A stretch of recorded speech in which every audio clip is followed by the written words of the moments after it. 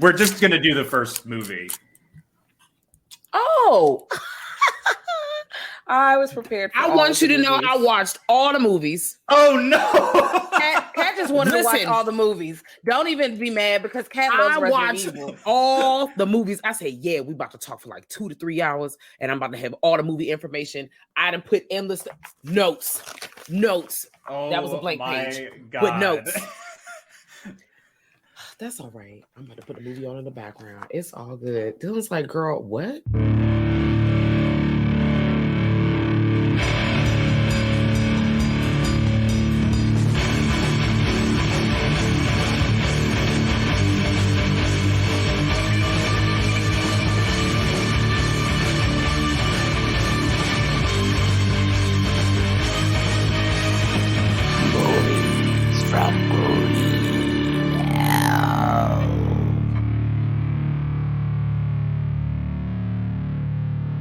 Welcome to the latest episode of Movies from Green Hell. I'm Dylan, and we continue on delving into more movies with heavy metal soundtracks or some such related nonsense in order to do a trite podcast about them. And joining me for this episode is Kat and Jazz from Girl That's Scary. Thank you for coming on.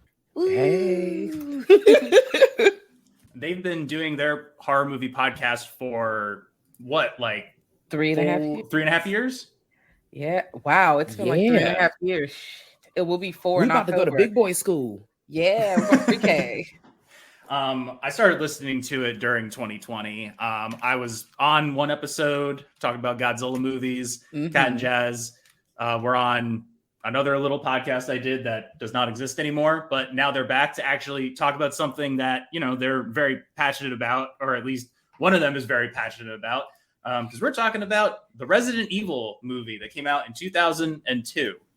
I understand that Kat's a very big fan of this series.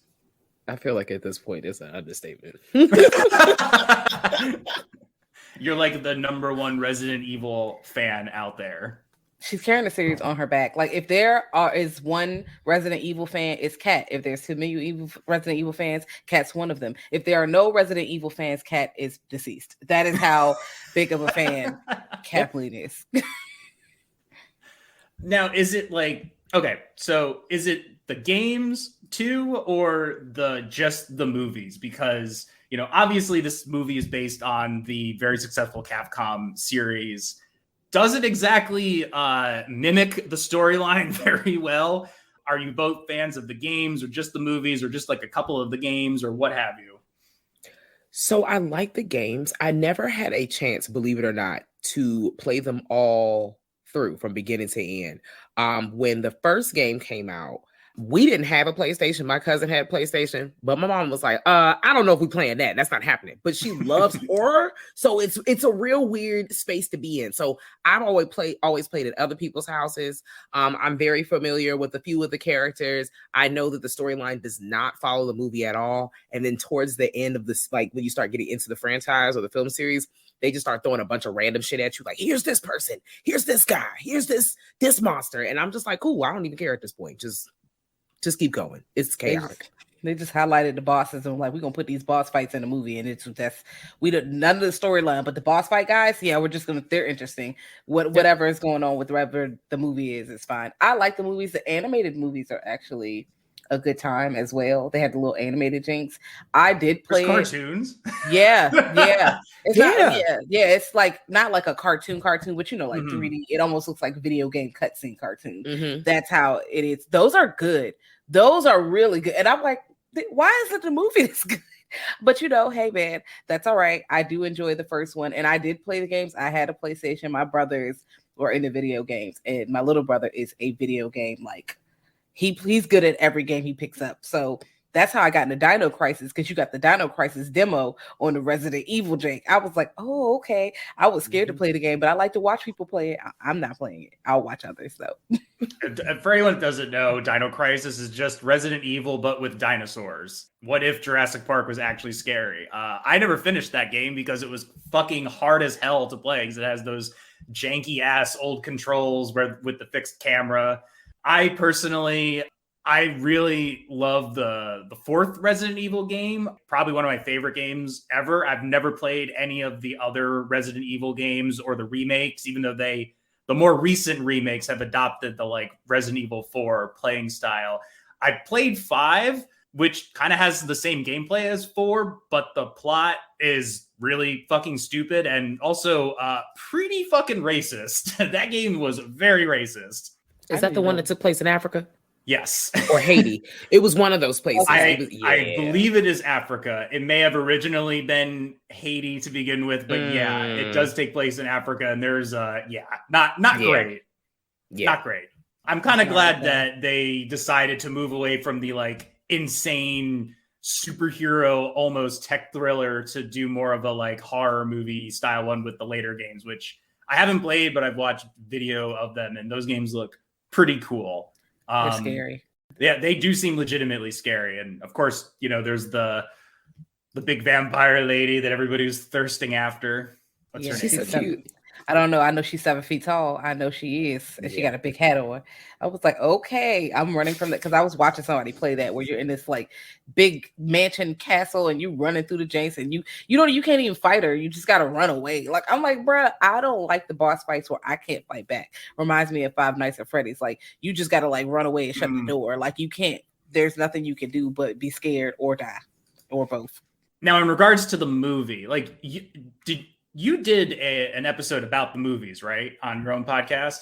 Yes, all of them, including the 2021 movie, which was interesting is what I'll say about it. Yes. With air quotes.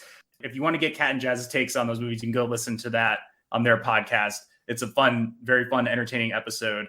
Did you see this movie in the theaters? I personally saw this at a friend's house after it came out at a sleepover for New Year's. And I didn't really think much of it at the time. And I think the other movie we watched that night was 28 Days Later.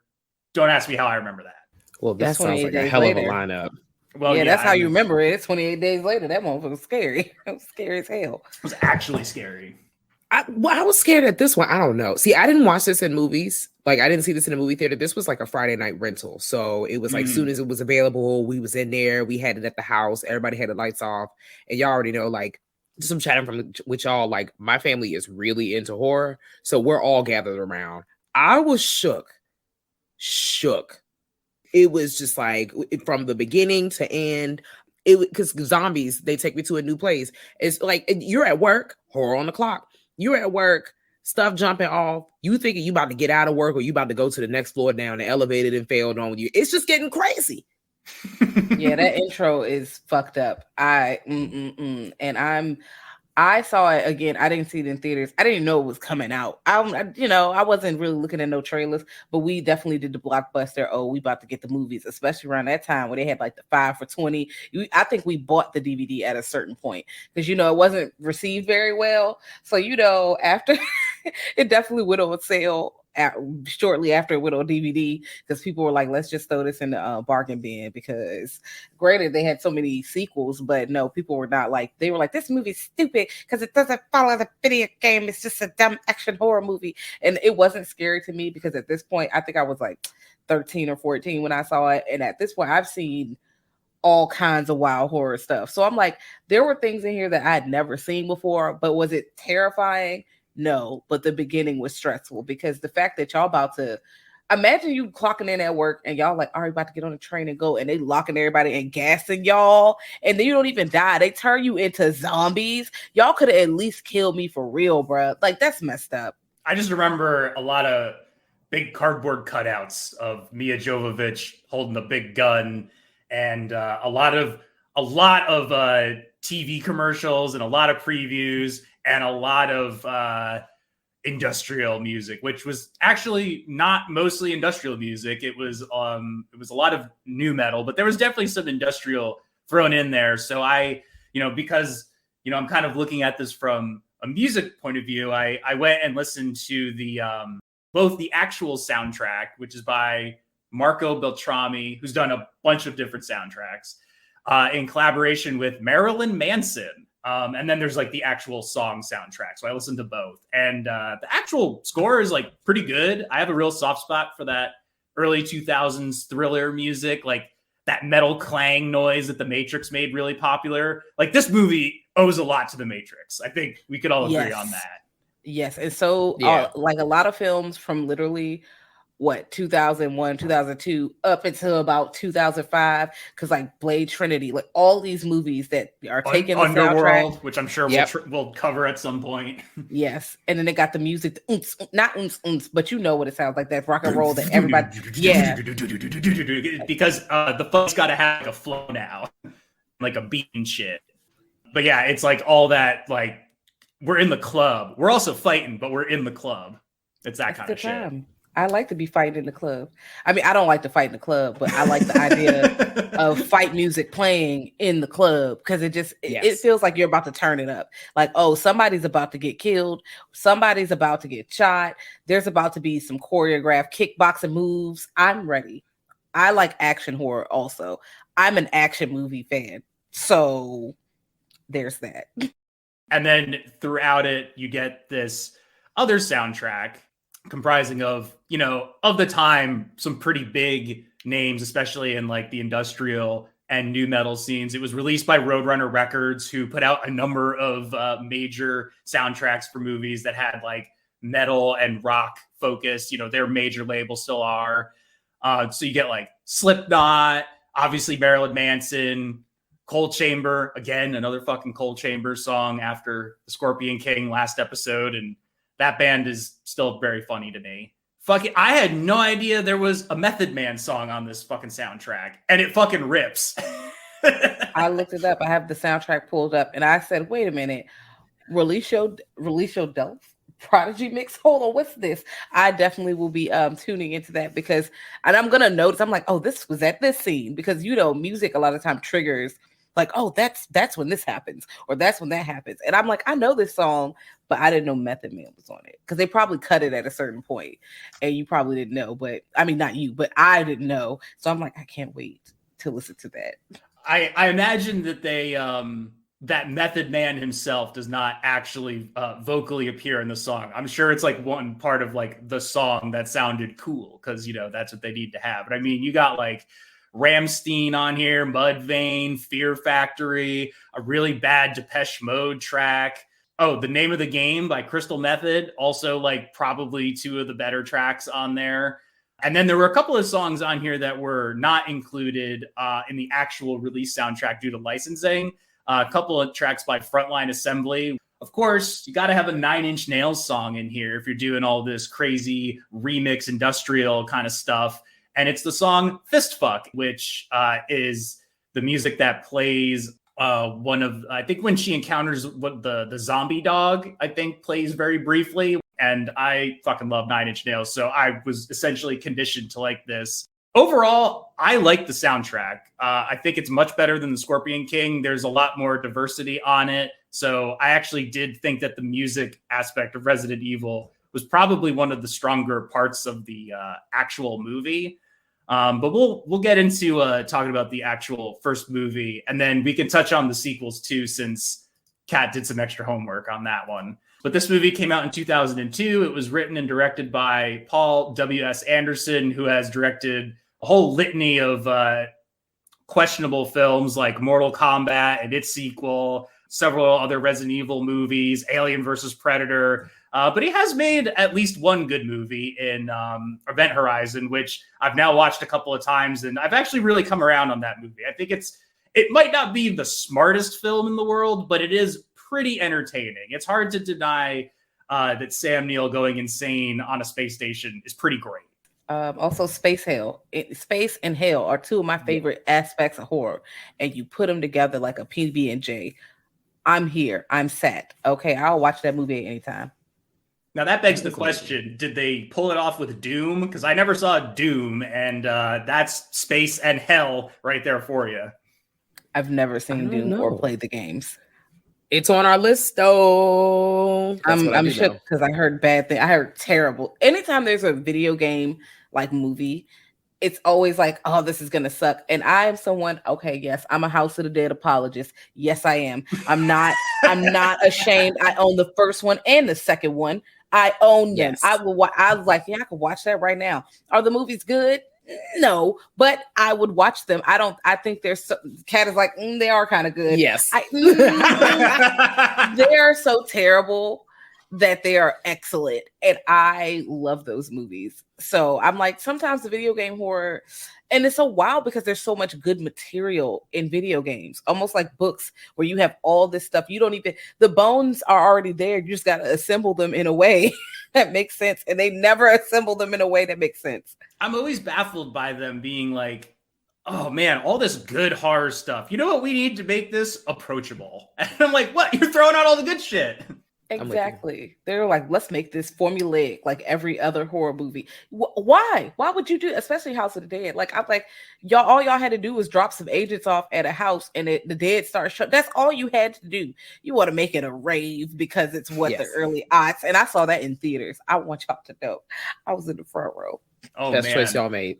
It's like Alien versus Predator. Same shit. This guy would go onto it, and it's like, oh, aliens fighting predators on a space station with Marines. That sounds dumb. You know what we need to do? Put it in a pyramid in Antarctica and make them ancient aliens. Like, what? Why did you do this? They could have fought anywhere. They could have fought anywhere. Because I would have watched. That's a ridiculous action horror movie. That's great. Because what? The alien and the predator fighting already is enough. You didn't even have to have the humans, to be quite honest. But it's not approachable unless we have some human character, I guess.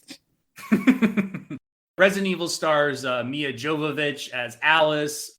This blew my mind. Originally, also considered for the role were Sarah Michelle Gellar, Buffy. I can see that. But also Jennifer Love Hewitt, Kirsten Dunst, Natasha Henstridge, and Gwyneth Paltrow. No. Could you imagine Gwyneth Paltrow in this movie? No. I refuse, honestly. Jazz is holding her nose. Just no. They wanted to hire anybody. Child. And hot girls. That's it. But here's the thing. Mila Jovovich was modeling at the time. Like, I think this is when she really started to get into film. She was like, I think a supermodel at one point, or up to that level. She was doing editorials. I mean, she'd done like Dazed and Confused and The Fifth Element, but yes, this was like what broke her in as like action movie heroine. Oh, the reason that like they didn't really go with any of those actresses because they didn't like all the violence and that there was a lot of nudity in the movie, which like there's not a lot of nudity, but there's some surprising nudity in this movie. You said Kirsten Dunst, right? Yeah. She didn't like the violence in this movie, and she was in Virgin Suicides. But I'm really like, what? There's like, I really didn't think this movie. I mean, it's like kind of like gooey and at points, but it's not like super super violent by any stretch. Like I've seen more gory films than this. Well, at that time. Because we're just getting into the entry level of where people were like, yeah, we about to start showing y'all a bunch of entrails. We about to start chopping arms off. Like we are about to get into like the Hostel level of, and Hostel, when you go back and look, it's gross, but it's not as gross as we remember it. It's not, when you look at some other movies, I was like, Hostel was a little tame in comparison to the movies that came after it, but it got into that hardcore stuff that we had going on, because when you're thinking about like the 90s, it was gore and movies like Body Melt and some other movies that are like Body Melt's pretty great. Yeah, and other movies that are gory and stuff like that, but like mainstream big releases that are about to like get bloody like this, I feel like going back, it's not that blood. It's not even that bloody, especially because a lot of the blood is not even coming from the human characters. They're like cutting arms off of zombie things and stuff like that. And that's always counted as something different versus human gore. That's so surprising. Also, I'm just like, really? Gwyneth Paltrow? I just don't see it by any stretch. But it sounded like there was actually some real violence on set because Mia Jovovich right hooked Paul Anderson in the face at one point by accident. And then she hurt an additional 3 other cast and crew members because she did all of her own stunts except for one, which is actually like really cool and impressive. You also have Michelle Rodriguez as Rain Ocampo. She had informed her agent that if anyone wrote a script about Resident Evil, she wanted to be a part of it. Eric Mabius as Matt Addison. This was originally supposed to be David Boreanaz, aka Angel, which I was watching this with my partner Sarah, and she was like, this movie looks like an episode of Angel. So there you go. Okay. okay. Like, I'm really trying to see it. He's a character that I see more. I can see in that role of Matt, which is crazy because you did also say that Sarah Michelle Gellar was also up for the role of Alice, and I just still can't see it. Like, I know she was in the graveyards, kick him in the chest, but I can't see it. They do have that like same haircut where it's like goes straight up and then it kind of like goes straight out, and there's like the giant like almost 90-degree like lines between the sides and the top. Yes. And then in addition to that, you have James Purefoy, Martin Cruz, Colin Salmon, who dies in the exact same way in Alien vs. Predator, Heike McKoch, Michaela Dicker as Red Queen, the AI system, and Jason Isaacs makes a cameo as an unnamed doctor at the end. And also found out that the presidents of Capcom Japan and America make cameos as zombies. This is also the movie that Mia Jovovich and Paul Anderson met on, and then they got married and are still married to this day, which blows my mind that they're still married. Because that's 20 years, bro. Like that. Well, about to be 21 years that's we going on. That's excellent. Because Hollywood marriages, they be together for 3-4 years and they be breaking up. And I'm like, what do y'all be fighting about? Because most people, like not most people, but a lot of couples fight about money, and y'all got that. So what's the problem? It's just very funny. Pulled mostly from Wikipedia and IMDb for this. The movie studio, it's a German studio called Constantine Film, bought the rights to adapt the series in January 1997. Several writers and filmmakers such as Alan B. McElroy, George Romero, and Jamie Blanks were initially hired to direct and write the film, but their scripts were rejected. In 2000, Anderson was announced as writer and director. The movie was developed as a prequel set in the same continuity as the video game series that was originally titled Resident Evil Ground Zero, but was retitled after September 11th for obvious reasons. The cast was announced in early 2001. Principal photography started March 2001 in Berlin. In 1995, Paul Anderson's low-budget film Mortal Kombat became one of the first commercially successful video game adaptations. After playing Resident Evil, Anderson saw its cinematic potential and wrote a script titled Undead, which he described as a ripoff of the game. Bernd Eichinger, head of Constantine Film, was enthusiastic, so Anderson developed it into the script for Resident Evil, and then he was announced in late 2001.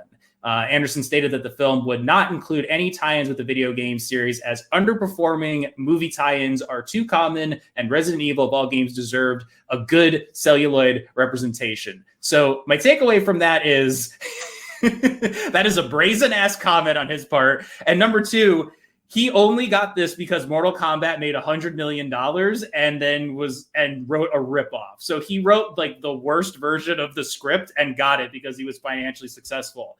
Virtually all other versions of the original script were more like the game, including George Romero's, which is crazy. I would have loved to see George Romero's version of this because he does undead. Like he does undead. And it would have been a different flavor of undead because of the science. Like his other undead movies are, you don't know what's going on with the zombies. This one is specific. Umbrella Corp done put poison people and then got everybody, Raccoon City turned up. I feel like George Romero's would have looked more like the 2021 version you have where there's this town and the residents are slowly kind of turning, where it gives like the Crazies a bit from the 70s or 2010. And I still would have loved to see that because I enjoyed the 2021. It was a little too long and there were some parts that were a little, but the overall setup was not a problem. The setup was not a problem. I think I read that the proposal or the drafts or the script or something was actually released in 2019. There's a museum in Pittsburgh that like acquired it. So it's out there somewhere. Maybe it'll get turned into, like, actually today I just ordered one of the original scripts for Alien 3 was turned into a novel, and I picked that up. So I'm pretty interested. It's written by William Gibson, who wrote Neuromancer, which is like a seminal tech thriller book from, I think, the 80s. I could be wrong on that. Don't quote me. Sarah read it. She said she really liked it, or she listened to an audiobook rather. So I'm looking forward to that. But anyway, interestingly, George Romero had his secretary play the game and videotape it so that he could work on the script for this movie. And then the main actors, when they were doing this version, were told to prepare for the film by playing the game too. And some of them didn't know if they could complete it in time, so they had to watch videos of other people doing it. And this is before like Twitch and live streaming. So that means somebody set up a fucking camcorder like in an office somewhere and recorded probably a really shitty quality version of a playthrough of Resident Evil, which is really funny to think about. That like people are like, oh, this will never become any kind of monetarily successful thing. Smash cut to now, and you just have everybody using Twitch for whatever they need to do. Yes, that's so wild that this movie kind of, maybe not this movie, but the idea that we're going to watch people play video games right now. Like and now this is a thing where, Twitch, YouTube, even on Discord, like everywhere where, I'm going to play anything, any game. It could be Dreamlight Valley. It could be Resident Evil. Because at first, back in the backpack, it was on like Call of Duty and those kind of games. Mm-hmm. Nobody wanted to watch you play The Sims, which is one of my favorite games. That is so wild that they didn't even, and it was a throwaway idea. Let's just do it to get from point A to point B. And I'm like, if y'all would have capitalized off of that, you would have endless Resident Evil movies because you would have endless money. It'd be funny if like one of the actors was like, I'm leaving. I like the game better and you're doing a bad job. That's what I thought. I thought, why would you tell them to play the game when the movie is almost nothing like the game at all? Yeah. But needless to say, this movie made $103 million against its $33 million budget. So that's incredibly successful for the time. I'm sure if you adjusted that for inflation, it's probably even more. And the series overall has grossed over $1 billion, which is insane. It's all from Kat. You're welcome. That's it.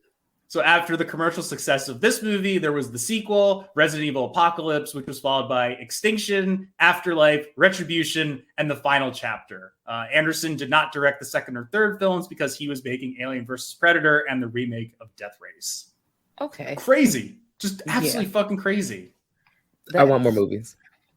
Cat, please. Well, you're gonna get more movies. You're getting more movies. But I want the Alice storyline. Here's the thing, because I got some questions. I done went and did all the things. You see me rubbing my head. I got like 3 questions. Like, because as the film series goes on, there are so many like spaces where the ball is dropped in terms of like storyline. And then of course in the last movie, they're like, all right, we trying to put all these together.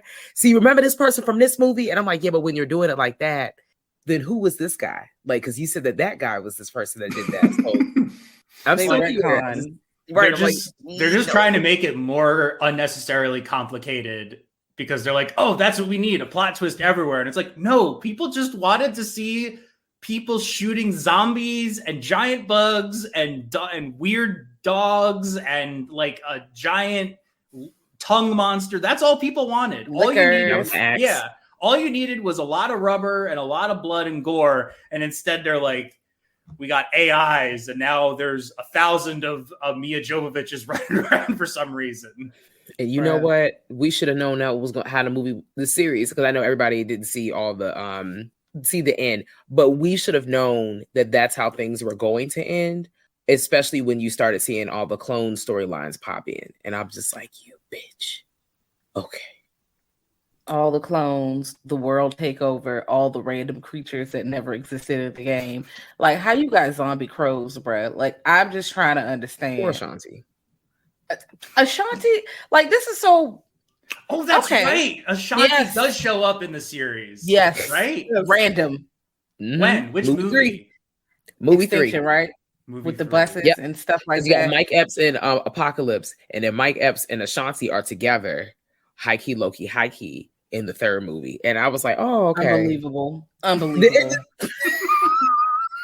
the end of the world, but still. I'm fucking hollering. You got to go to bed. Well, I guess we'll get into this movie, and if there's anything else worth noting about the sequels, we'll touch on it at the end. But I got this DVD actually in I went to a record store in Rochester, New York, and they had you pay like $5, you get like 10 mystery vinyl, and then you pay like $5, you get like 5 DVDs, and it's like a whole bunch of other shit. So I got like a copy of what's that movie? Oh, that is from back in like Othello? No, it's like with Josh Hartnett. Hold on, let me look it up. That was supposed to be Othello. Oh, is it really? But it's like about basketball? Is that what it is? Yes, but it's the same thing, I believe. Okay. All right. It was like that. and then like some lawyer movie that was based on a James Patterson book, and like I think one or two other things, and then Resident Evil. And I was like, well, I guess I'll be watching this. And it comes in like a cardboard slip.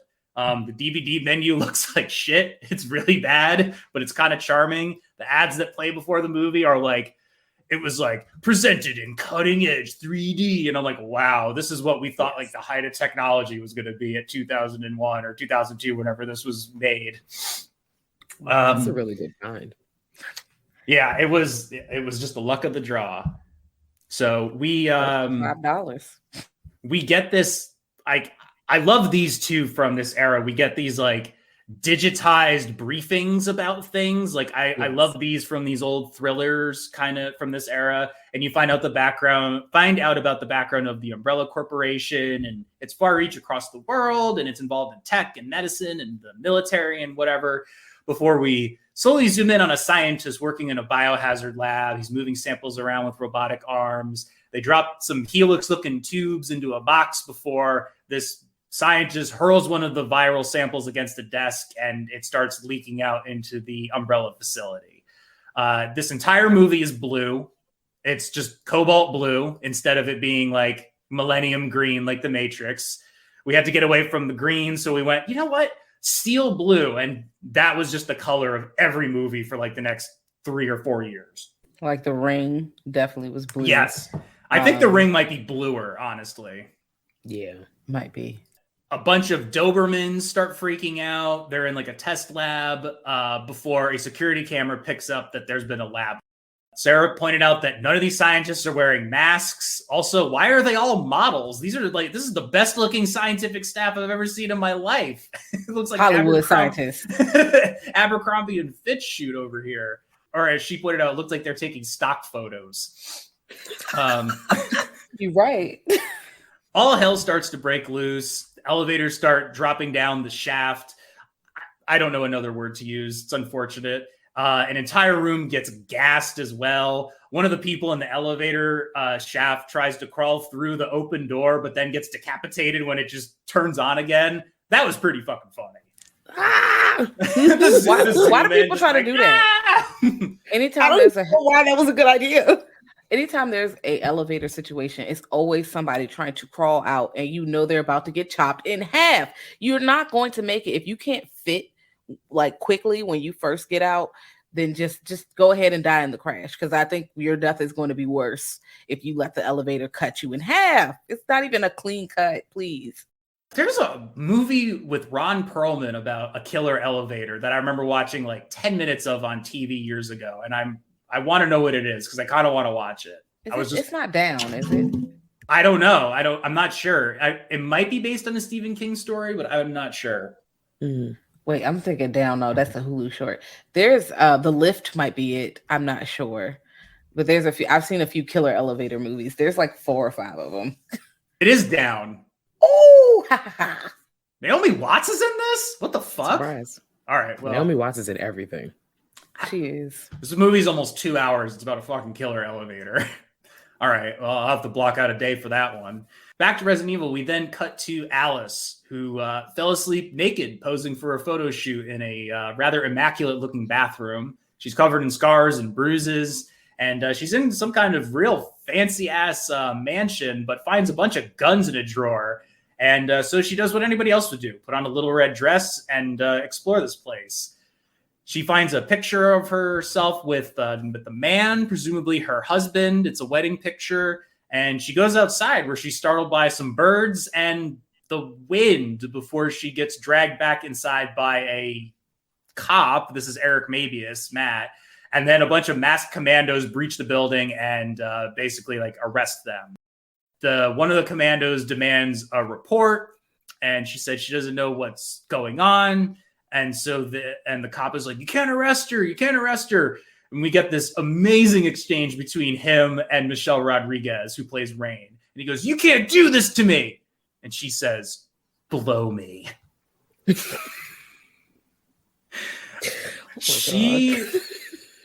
came out right around the same time as Fast and the Furious, also a super early 2000s movie.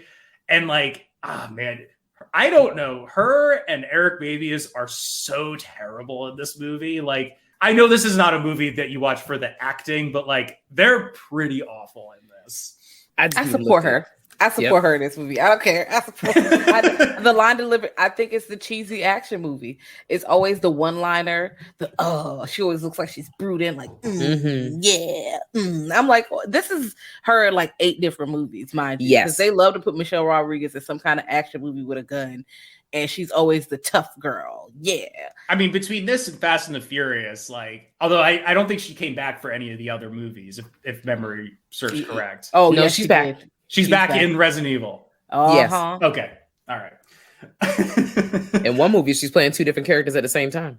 Oh my God, that's ridiculous. Let's get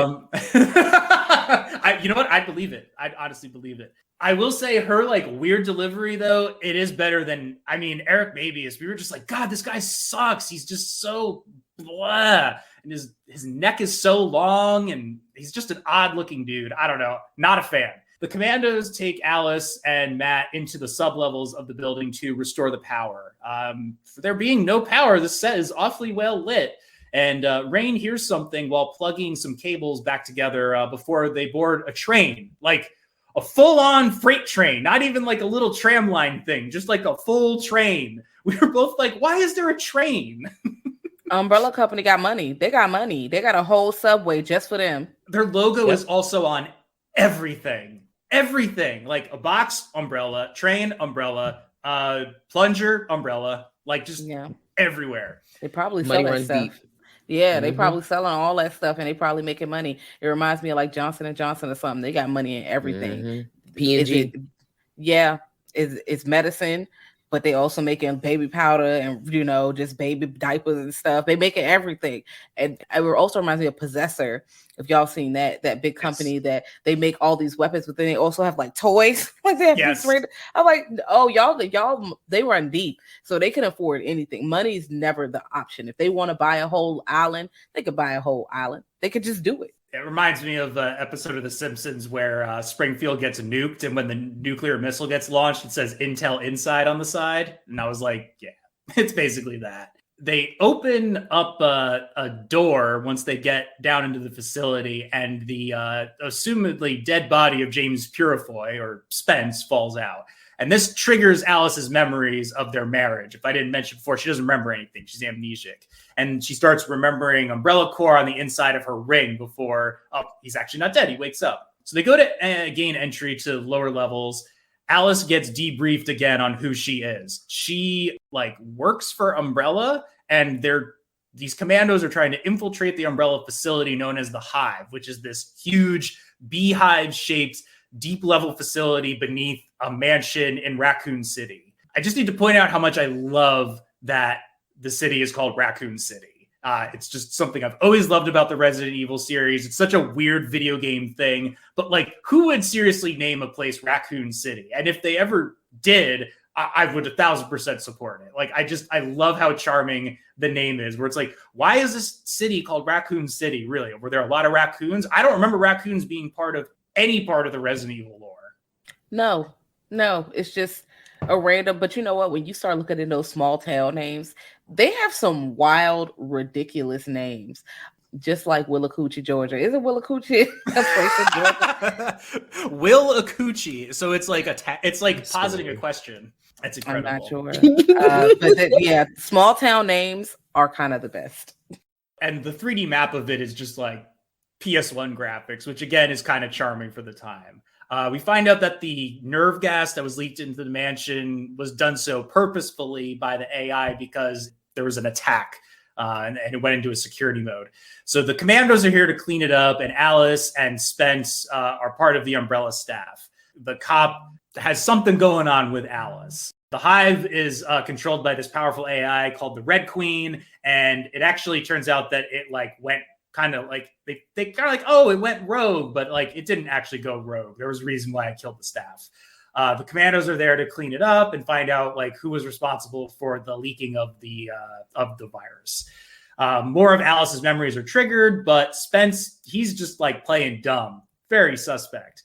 And Matt is just like everything. He's just like such a fucking goofball. He's alarmed by everything. He's just like, his eyes are bugging out the whole time. He's like, oh, just acting like a real dolt. But they do have this kind of cool scene where they go through like the cubicles that are all like airlock tight and they're filled with water and it's floating with a bunch of corpses. And obviously one of them wakes up. And it was like, at this point, I honestly felt like the movie, it feels a little more 90s than it does 2000s to me in a weird way. Like it's kind of grainy and it's all made on like very obvious sets. And there's just like a lot of weird standing around and awkward posturing. So it has like the kind of feel of like a direct to video 90s movie that got wide release, like, and just happened to have like extra budget for like some pretty decent special effects actually that pop up along the way. I definitely can see that, but also I feel that way about a lot of movies that come out in like the 012 year of like any decade. They always have the influence from the past decade attached to it. Because if you watch movies from like 1980, they still feel kind of 70s a little bit. Or if you go to something that's even 88, 89, it's going to lean into, it's going to feel like a movie from 1990. They're going to be linked like those kind of movies. They're going to drag along the past decade and then it comes into its own. Usually around 04, 05 is where we get like hardcore, oh no, this is what the early odds is. Boom. Yeah, you can kind of like, I've been watching the Rocky movies and how like Rocky 3 came out in the 80s, but it's not an 80s movie like Rocky 4 is, which is like, holy Jesus Christ. So the group finally gets down to the main entrance of the Hive, and this is like one of the scenes of the movie. The commando leader, Colin Salmon, walks down this very dark hallway, which suddenly lights up. And then as they're trying to like hack their way in, the defense system activates after he attempts entry. And the defense system is this like laser beam array that just slices and dices everybody up, including him, where he's basically turned into a pile of meat cubes. Poor him. That wonderful. I ain't never seen no shit like that before in my life. When you see the eye start leaking, I said, "Oh no, he's turning into little small diamond meats. Oh please!" And I was like, he was cut, like he was surviving too. He was like lifting up, ducking down, getting off to the side. I was like, "Oh, he about to make it." The computer said, "Oh, you thought you was slick, bitch? I'm oil." Got him up with the crosses. Wow. Like, that's what really scared me about this movie. Like, it was just like, okay, so before we even get to the actual dead people showing up in full force, the computer is getting y'all together. And everyone's like you said, no, they're going crazy. No, y'all should have all died. You've entered the facility. So technically, you've also inhaled the air. You all are also infected, technically. So y'all all got to die. I done told y'all can't go upstairs. Stop. And it tries to stop them before they go down. The computer, they were like, oh, it's going haywire. The computer is like, girl, no, I'm not. I was programmed. It's a computer. Someone programmed the computer to do this. And it's like, look, something splashed. We can't let it go up top. I don't know why y'all even trying to explore, baby. I got footage. I can show you what happened. I don't know what. You don't need to go down there. I killed everybody to keep this shit contained. Don't go down here. And they say, girl, we about to do it anyway. Fuck you. Did not read. Yeah, it is crazy that there's just like, I don't even think I mean, the movie's about like 90-ish minutes, and I don't even know if this is like 30 minutes yet, but it's decent enough in the movie, and no zombies, no monsters, just like this horrible slice and dice laser system that is just fucking hilarious. And like, they do the thing too. There's a lot of like, there is some pretty like good gore, and I kind of do think they pull it off with the CG kind of to enhance and whatnot. Like, one of the commandos gets like her head chopped off and it just kind of goes, and you just see like the full like exposed like meat and bone. And it's like kind of like a lightsaber. It like just cauterizes it. So there's no like bleeding. So it's a ridiculous scene that like, it feels very much like we said, kind of tied into like that Matrix style thing where they're like, we need people to be able to do this. Zombies aren't that cool anymore. Yeah, it is quite the scene. And I think there's actually a reference to it in Resident Evil 4. Like, there's a part where you go down a hallway and you have to like dodge a bunch of like lasers coming at you. And I'm like, this is a weird thing to reference, because I feel like I just feel like the people who make the Resident Evil games are like, those movies. That's just what I assume. They have nothing to do with the games. And of course, a lot of people do not like the Resident Evil movies, especially if they were hardcore fans of any of the games. And they play, especially if they play the games now. They're like, these movies are so stupid. And I'm like, but they're so good. They're so kind of good. But before they turn the games into like more like horror movie, actual like kind of like more like slow, methodical, kind of like take that Alien Isolation influence. Like the game's plots were just as stupid as the movies. They're ridiculous. Like in the 5th game, you fight in a volcano. You can't do that in real life. Like you punch a boulder and it moves. That doesn't make sense. You're right. It does to me. I'm not my head. Like, yeah. Let's get it. It's like, I mean, I let them put sharks in tornadoes. You think I care that they fight? Y'all would be ashes. Okay, y'all would die from the fumes and heat. What are you talking about? Let's get it. Anyway. Also, the movie's on in the background. It's about 40 minutes in until we start dealing with zombies full time. Like, outside of the water zombie. But when we get to the part of the when they're all in the room with the different enclosed cages and the tubes, and it's like I'm on the fog machine, so the fog is cranking up on the floor. Like it's crazy in there. We're actually just about to get there right now. Alice and Spence and the 2 remaining commandos, so that's Rain and Kaplan, continue on with the mission of destroying the Red Queen, and they're going to use an EMP generator. While sending it up, the Red Queen projects itself as this young hologram of a girl, which looks fucking hilarious. I know that it's supposed to be just a hologram, but just the graphics of the time, it just has this like really doughy face. It's really funny. And it says they're all going to die before they activate the EMP. And in doing so, this wakes up all of the squishy, gross things. The doors open, and then all of the dead people start coming back to life. So Rain encounters a zombie and gets bit, set to like this really weird music that's just like just like somebody going crazy on the Casio over there. They shoot the zombie dead. At this point, I noted that Michelle Rodriguez just looked like she's on drugs in this movie. She's just like droopy-eyed and looking up at everything. She's just like, ugh. And then the rest of the zombies show up and start attacking. Also, one of the like containment units explode for some reason, and this triggers another memory of Alice's where we find out that she actually has access to security of the Hive, and they all try to escape, but more zombies attack. And I actually don't think the zombies look so bad. I think they actually look pretty decent. I found out that during production, they hired professional dancers to star as zombies because they had better control of their movements, which made me think that that's probably what they did for Train to Busan, right? Those had to be dancers, like the way that the people were moving in that movie. Possibly, but they had to be break dancers because the way they was breaking, like they were doing like bone breaking moves. Like the bones were twisting upside. They were like, and let me tell y'all something. Now, I wouldn't survive most zombie movies. I'm going to start here, okay? But I would have a better chance of maybe surviving in Raccoon City versus Train to Busan. I would be dead in the first 10 minutes in Train to Busan. The zombies are running full speed. They are sprinting. And then if they break their ankle, they keep running. No. Give me the Shamblers, please. Shamblers for 100. Thank you. I'm definitely a shambling zombie fan as opposed to the running ones. Same. Anyway, much of the undead appearances were accomplished through makeup, while their movements were more of a laissez-faire approach because Anderson told the actors to move however they thought a zombie would, which is kind of cool. I like that he gave the actors like kind of freedom to do that. While filming, this was like the actual writing. Whilst filming, there was a shortage of manpower where the available dancers were not enough to represent the required number of undead. So some of the Capcom executives and several of the producers agreed to make appearances as zombies. We also finally get to a real Resident Evil monster, the Licker. Apparently, the Licker's actual prop was nicknamed Clint on set.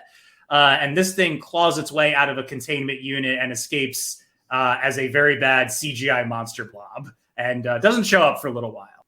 But that's okay because then we get to this, another classic Resident Evil enemy. Alice wanders into the kennel where the dogs were, and she bumps into the zombie dogs, which I really like the zombie dogs in this. I think they actually look really cool. They're really bloody and slimy, and they're covered in like ripped up skin. Apparently the makeup department and crew had a hard time dealing with the dogs because they kept licking the zombie makeup and the blood and the meat off themselves, which is kind of funny. But yeah, I really like the way these things look. And even when there's like a whole pack of them and they kind of like CGI, like copy pasted them in, I didn't really care that much. And then one of the dogs chases Alice into the room where she is attacked by a zombie. So she magically knows karate. And not only does she spin kick the zombie dead, but then she spin kicks the zombie dog, which I think we all remember that from the trailer. Put them feet to work. You better move them sticks, girl. Like she's like, chow, chow. That the amnesia started to like fade away. She like, you know, there's always an action movie trope where someone has amnesia or something, but then they get into especially a situation, now, like in this that time period, that triggers their memory to start fighting back. Oh, I know how to fight. I don't know who I am, but I know martial arts. Are you sure? Yeah, this is like the part where the Nine Inch Nails song, and like I think probably the only reason why a bunch of Nine Inch Nails fans went to like, oh man, I can't wait to hear fist fuck while it plays when this lady kicks a dog, and that's it. And that's how this movie made $100 million. There's a whole bunch of other fucking dogs too, which she kills with a pistol. So yeah, just kicking that fucking dog. Hilarious meat slap of a noise. Great. She trained for 3 months to do that. You trained 3 months to fucking spin kick an undead dog off a wall. Paid off. It did. And you know, all that training, since she probably continued to do her stunts because she's like in all of the movies except for the new one, I'm sure she was like, yeah, I'm about to parkour. Woo! Just start doing this stuff, jumping off walls, kicking everything. I enjoyed that. So Matt, the cop, snoops around in the Umbrella offices, and he winds up bumping into the zombie version of this woman, Lisa, who was the contact for Alice. And she's also his sister. After she gets killed in like barely audible dialogue. The ADR in this movie is really weird and generally not great.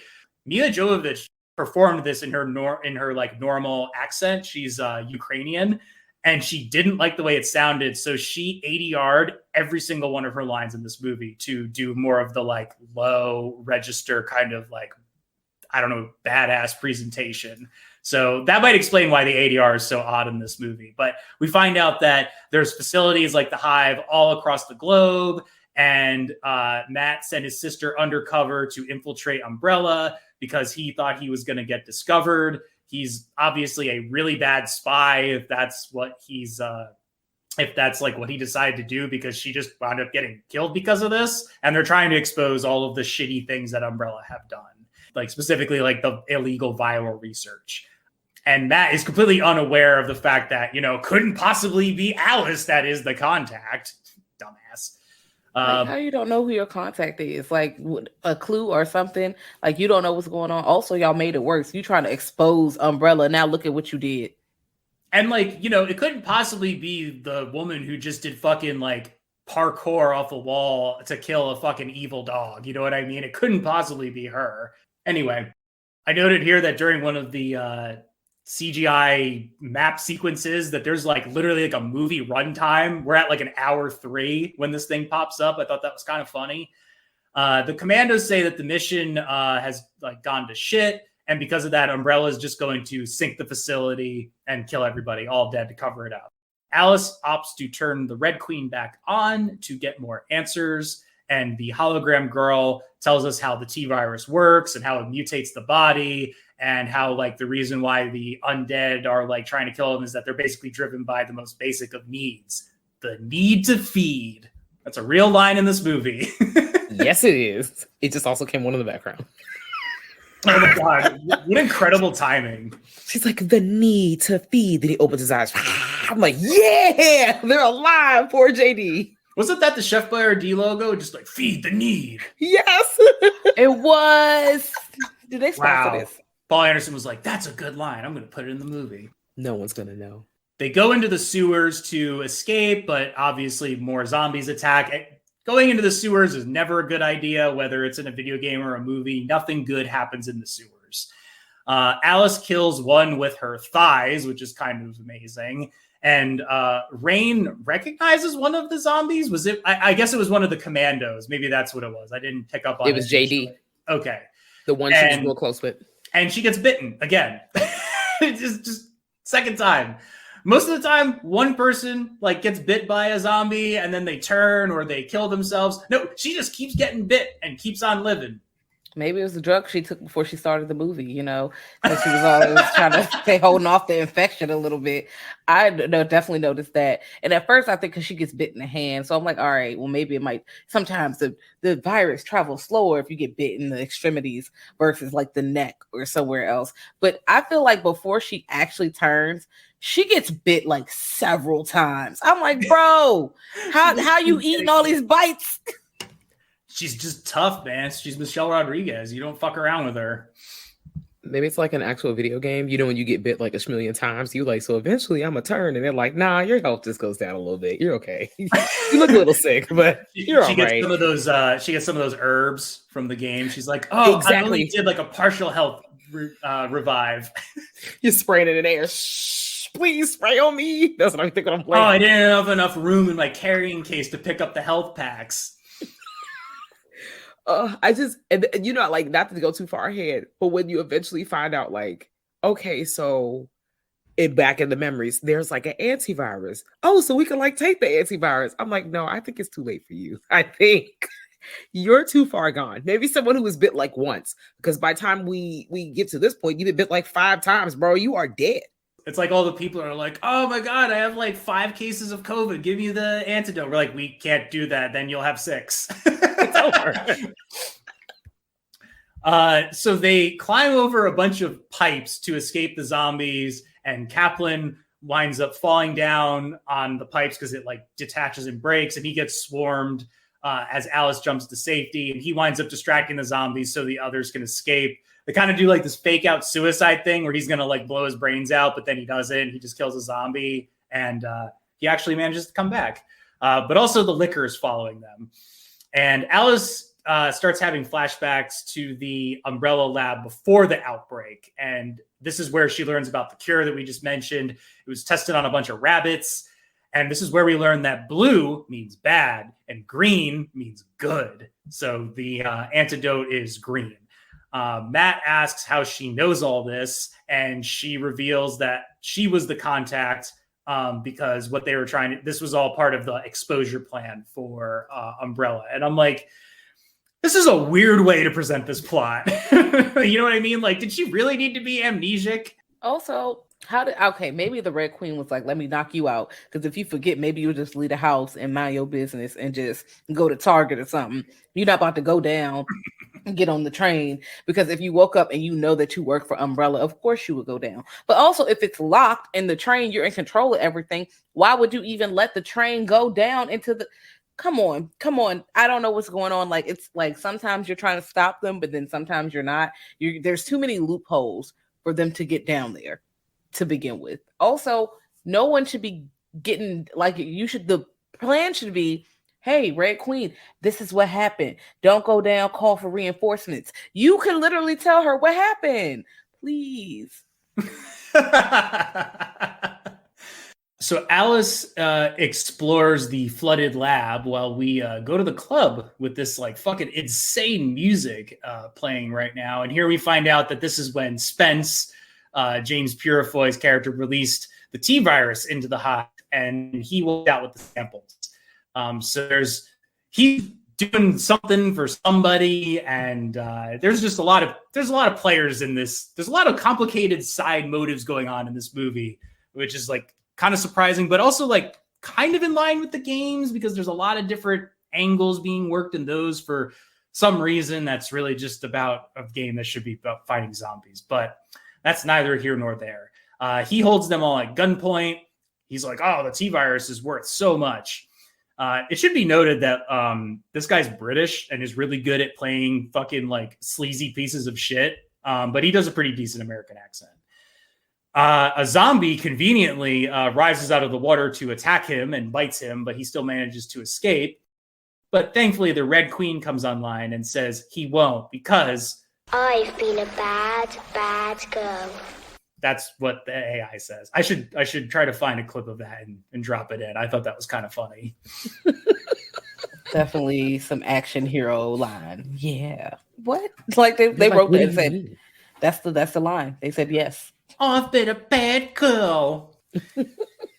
Spence goes to inject himself with the antidote because he was bit, but then the liquor shows up and CGIs him to death. And after it eats some of his blood, it then mutates further into a hunter monster, which I'm pretty sure this is not what the hunters looked like in Resident Evil, because what it turns into is like, it looks like the liquor, which has like big claws and like a brain head and a big tongue, obviously, and just sort of looks like I don't really know what it looks like. Just sort of like just imagine like sort of a frog crossed with a zombie, I guess, sort of thing. And then it turns into I don't know, like a meaty, skinless, blind, saber-toothed tiger sort of thing. I don't know. The hunters, from what I recall, had like big claws and kind of looked more humanoid and also kind of reptilian. I don't know. It's very weird. There's definitely some like creative. They look reptilian. They look like something you would see off of Dungeons and Dragons a little bit. Because I literally Googled the picture and I was like, oh yeah, this looks like a reptile that can walk, like a lizard man, straight up. When it's like the big prosthetic monster, like it doesn't look bad. It actually looks kind of cool. It's just definitely not what the hunter was. The Red Queen demands Rain's life in exchange for an access code so that everybody can escape. The hunter arrives and tries to break in. Alice goes to kill Rain, but she winds up just plunging this fire axe into some machinery. And then it turns out that Kaplan is still alive and he's actually cut the power to the Red Queen. So they all manage to get out. The hunter breaks in. They jump on the train. They find Spence's body. Surprise, he's a zombie. He's got glowing blue eyes for some reason. And they kill him. On the train, Alice injects Rain with the antivirus, but she still thinks she's going to turn and asks her to kill her when it comes to, which there's this ridiculous moment where she like fake dies and then comes back and she's like, I'm not dead yet. And she's like, oh my God, Rain, I could kiss you. And I was like, you don't know each other. Also, like, first of all, she just been infected. You should not be that close. Second of all, why are we waiting for her to turn? Just kill her. Like, if you really bow to Rain, just go ahead and die. Just go ahead and die. What you need the extra 5 minutes for? So you can They should have left her on the platform. Seriously, they should have left her on the platform and they should have rolled off because you know you're infected. There's no reason for you to come above ground at all. We already see what's going on down here. And you said that you feel like you're going to die. They should have stopped the train. They should have pushed the button. Next stop. See you later. The hunter winds up attacking the train, kills Kaplan, like drags him out of the fucking cockpit, and then tries to kill Matt before Alice shoots it in the head. And then he rams it with a bunch of metal piping that's hanging in a net from the ceiling for some reason. I don't know. It's just there. Rain is finally a zombie and tries to kill Matt. He shoots her, which causes her body to hit a door open button, and the hunter drops through the floor and then is immolated as it's dragged against the tracks for movie reasons. Doesn't really make a lot of sense, but hey, it's dead. Alice and Matt finally escape the mansion where he starts to succumb to his wounds. He got attacked by the hunter. And then a bunch of hazmat guys show up that Alice can't defeat for some reason. And they take away Matt, who is starting to mutate further. And one of them says, we got to put him in the Nemesis program. Alice gets taken to the Raccoon City medical facility while a mysterious disembodied voice demands answers about what happened at the Hive. Alice wakes up in some kind of medical room. She's all tubed up. She rips all of these out and then falls on the floor. And you can see a lot in this scene. Like, we were watching the movie and Sarah just was like, oh my God, you can literally see her private parts. Well, she was out here. I'm free. Listen. She ain't got no clothes on, but it doesn't feel like that kind of, where there's like, ooh, look, I'm showing taint. Like, it's not like, ooh, I'm like bending over. It's just like, no, she fell out the tube and she's like, girl, this is just what you see. It's just kind of funny that like I watched this when I was like 12 and didn't pick up on this at all. And now that I'm like 32, I'm like, holy shit. It's just surprising given this movie. Nobody probably caught it. But also, like Jan said, like if it's not, it's easy to go over your head because she's not being sexualized in any way. It's very much oh man, like a medical, somebody woke up, they gown is kind of on them. You could kind of peek at the side, but only because she tumbled to the floor. Other than that, like somebody watching her. That's really what I'm staring at. Y'all watching her, but somebody else is watching her too, and we don't know who the hell it is. Well, according to like what happened, like this early version of the script, she was supposed to be buck naked, like no clothes on, walks outside naked, and then, you know, here's all the monsters in Raccoon City. And they changed this because I guess they just thought it like made a little bit more sense. In addition to this, Paul Anderson made some later drafts where instead of the hospital, Alice was held captive inside some facility very similar to the one where she is interrogated by Jill Valentine in Retribution before escaping due to power failure. Whatever. I guess they recycled that for later on in the series. But yeah, she was supposed to be like a lot more naked basically and said like, I don't really want to do this. So props to her. But needless to say, she does have a cool like side buzz cut now. And she is being monitored by somebody who, this is like the weird Jason Isaacs cameo that he doesn't actually show up in any of the other movies as this character. We don't know who it is. And she hacks her way out of the medical room with a bloody needle. I don't really know how this works, but she somehow gets outside of the Umbrella facility and to Raccoon City, which has been destroyed. She pulls a shotgun out of a car and we hear a bunch of like undead monsters approaching. And that's where the movie ends. I kind of love that part because it's like, first of all, you're setting up the sequel. Like, but it's a good setup because okay, your mission failed. Y'all supposed to find out what happened. You found out what happened, but your mission, it did not connect well with the Red Queen's mission. Her mission was to keep everything contained. If y'all would have never went down there, you might have been safe. And we're not even sure if you would have been safe because anytime there is some kind of zombie outbreak and we try to contain it, or any kind of virus and you try to contain it, something, whether it's a drop of water, one person not listening, whether the gas go into another room and it break open and it come out. Because even in thinking about trying to keep it down, those liquors, you couldn't even keep them in a container. They just would have tore their way through everything. And all it takes is for them to come out the sewers and bust the little thing open. It's airborne. You hear. Apparently there were a few different versions of the ending in which Matt does turn into a monster, not Nemesis, because that's what he winds up turning into in the sequels, and then encounters Alice when she wakes up. In one version, he has completely lost his memory and corners her in a room where she wakes up, and it would have cut to credits, leaving it ambiguous as to what happened. In another draft, he helps Alice to get out of the facility and lets her escape on her own. In another draft, they stay together.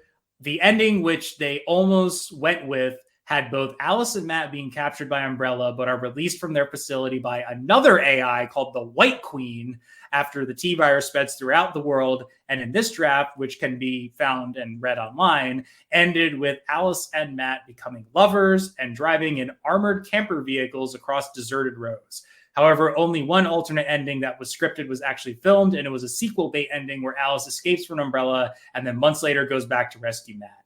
Paul Anderson ultimately cut this as he felt it didn't fit with the tone of the film and eventually went with the final theatrical ending because he liked the bleakness of Alice surviving one nightmare only to wake up to another one. I'm very shocked by how many levels this movie had, like for how kind of like mundane it kind of is. But they didn't really do away with the endings that you're talking about, though, because you see the White Queen in later films. So they just wind up repurposing. They brought it back in something else. Exactly. Like, okay, although we didn't see Alice go look for Matt, movie 2 is literally Alice going, oh, shit, I'm going through this again. But right where movie 1 left off, we finna go find Matt. We're going to figure out what is going on here, and we about to kick Umbrella to chest. And yeah you kick Umbrella to chest. We do find Matt. I don't know, but yeah, they when we get it's another guy, but he basically ultimately is the person who is orchestrating all this shit, and he has in his lab the White Queen, and this is happening at the same time as we know the Red Queen to exist. So I'm just like, okay, how many different AIs are going on in here, guys? Like, what's going on? So, yeah, my overall thoughts of this were like, I remember really like kind of like begrudgingly admitting like, oh, it's like it's like fine or whatever. Like, I think the movie is like, if it weren't Resident Evil, I think it could have passed for like kind of a more fun 2000s action thriller. I think it's kind of actually weighed down by the fact that it's a Resident Evil movie, because it's just so far away from what Resident Evil I think like could have been, and I think would work as a movie. But you know, it does have some good sets and some cool monsters. I think really like the thing that undermines it the most is that the acting is really fucking bad in this movie. Like, that's pretty much the thing that kind of does it for me, where I'm like, oh my God, this is really, really, really not good acting. But I do also think you could do a lot worse, and I have watched worse movies than this. Oh, I too have watched worse. That's why I'm like, when people be like, it's bad, I'm like, what's the level of bad? Is it like... This movie's harmless. Okay. Because there are some movies where it ruins the script, or it's so bad, it's like, dang, this is almost unwatchable. Wow, this one's not unwatchable. Because you said, I don't even remember the bad acting. I remember the lasers and the kicking people in the chest and the rock and roll, like new metal music. That's what I remember. One thing that I did think was pretty funny, though, was that according to Mia Jovovich on the Blu-ray and DVD commentary, that on the last day of filming, it was a crew member's birthday, so they brought a bunch of champagne to the set, and Paul Anderson was worried that the cast and crew would drink too much, but they said, no, we're just going to have a glass and no more, and they didn't. They got fucking drunk while filming the final scene of the movie, which might explain why Michelle Rodriguez looks the way she does in the movie. That's funny. Okay. The German version of this movie is infamous amongst fans because apparently it has a terrible dub, and I guess it goes by the name. Because of the bad dubbing, some people refer to it as the porno synchro. I don't really know what that means, but that's what it's known as. The German version of this movie is known as porno synchro. Germany is a place. It is. But bad dubbing doesn't always deter me because I'm a fan of Italian horror. So let's just start there. Okay. I will sit through the bad dubbing if it's ridiculous enough or it's entertaining enough. I kind of want to see it now. The stupidest IMDb trivia I read was the final fate of the Matt character is known to fans of the games and to those who watched the sequel. I don't know what that means. That is a nothing statement if I've ever read one. The current score for this movie is a 35% on Rotten Tomatoes. I don't know. It seems a little harsh, honestly. Like I think it's a 50. Yeah, I would go with a 50. And I'm going with a 60%. I'm not even gonna lie to you. I'm going with a 60. And our cat is looking at me like, what are you talking about? 80%. I'm sitting. Okay, so this movie is at least a 7 out of 10, 70%. But I wasn't going to give it my score because my score does not match up with the score I think should look like on the paper. So there we go.